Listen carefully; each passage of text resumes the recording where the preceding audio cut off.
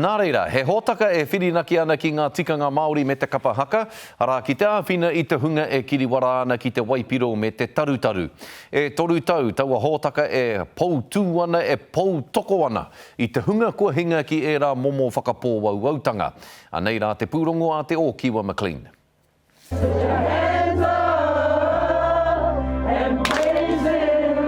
He waka e kenoa.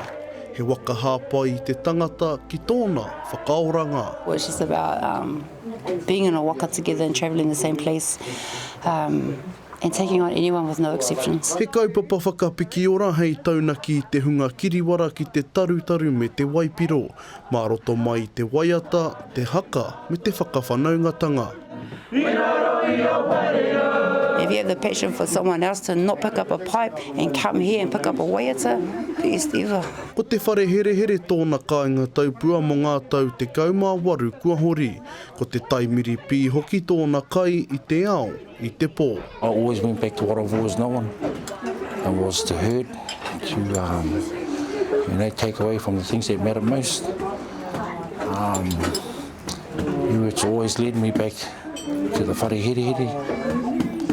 And I learned that place like it was okay to go back there. Engari ko tahi tau ki muri ka pikitia e ia te waka e kenoa. It taught me to open up my eyes to the world, it taught me to pray again, it taught me to think about the things that matter most.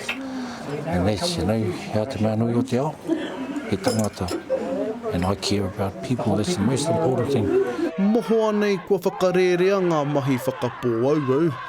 Kua taru kore tana haere mo ngā marama te kaumā whā kua hori. Engari ko te pērā tonu te whakapātari nui, haere ake nei. Be able to live life beyond your water streams, staying clean can give me that. I am happy being sober and clean for today. And if I can do that for today, I can get up tomorrow and try and do the same thing.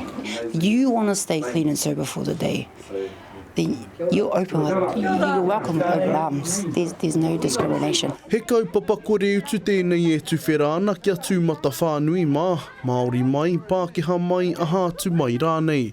Ka mutu tirohia te whārangi pukamata o he waka e kenoa mo ngā tai pito pito.